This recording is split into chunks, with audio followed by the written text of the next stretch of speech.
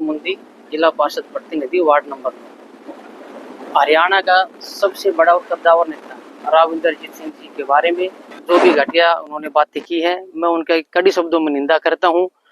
और हमारे जो पूरे हरियाणा का छत्तीस बिरादरी का नेता है, बहन आरती राव लगातार मेहनत कर रही है और हमारे क्षेत्र का विकास कर रही है। हमारी बहन बेटियों के बारे में कोई बाहर के लोग, कुछ लोग यहाँ के भी हैं, ऐसी गलत भाषा का अगर प्रयोग करते हैं तो हम उनका मुंह तोड़ जवाब देंगे और उनकी कड़े शब्दों में निंदा करते हैं। उन्हें राव साहब से और बहन जी से माफी मांगनी चाहिए। अगर वो माफी नहीं मांगते हैं तो बड़े तौर पर आंदोलन किया जाएगा, उनका बहिष्कार किया जाएगा। जिंदाबाद बहन आरती राव, जिंदाबाद बहन आरती राव, जिंदाबाद। आगे बढ़ो, हम तुम्हारे साथ हैं। शहबाजपुर खालसा में मंत्री राव इंद्रजीत सिंह और आरती सिंह राव के अपमान पर भड़का जन आक्रोश, माफी नहीं तो महापंचायत की चेतावनी।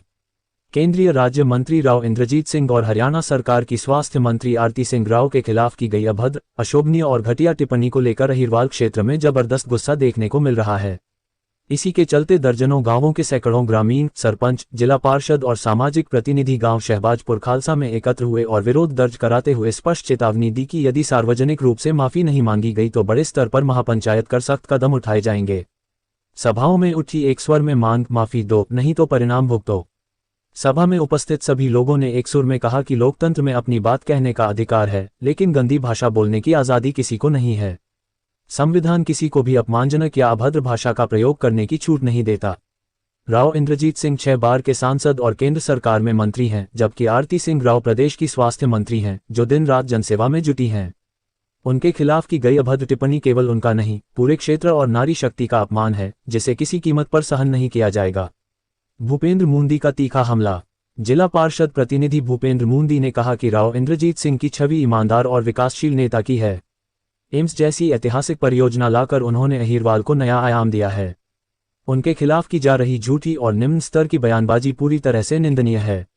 उन्होंने विपक्ष पर आरोप लगाया कि रामगढ़ भगवानपुर में कुछ लोग अस्पताल को अपनी सीमा में खींचने के लिए झूठा धरना दे रहे हैं और बेबुनियाद आरोप लगाकर जनता को भ्रमित कर रहे हैं, जबकि सच्चाई यह है कि अब तक किसी भी गांव की जमीन फाइनल नहीं हुई है।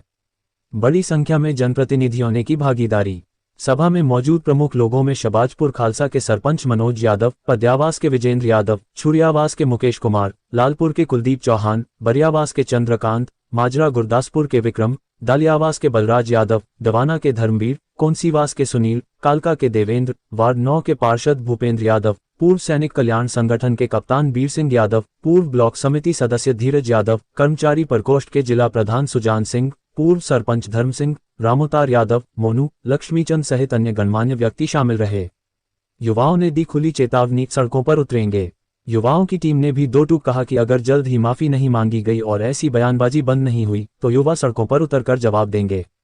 इस टीम में रमेश, संदीप, प्रदीप, सुनील, रवि, पवन, राजकुमार, भारत, प्रिंस, सुमित, तुषार, पुनीत, ललित, चंद्रमोहन, मनोज सहित बड़ी संख्या में युवा मौजूद रहे। अंतिम चेतावनी, अब और बर्दाश्त नहीं। सभा में स्पष्ट तौर पर कहा गया कि यह केवल चेतावनी नहीं,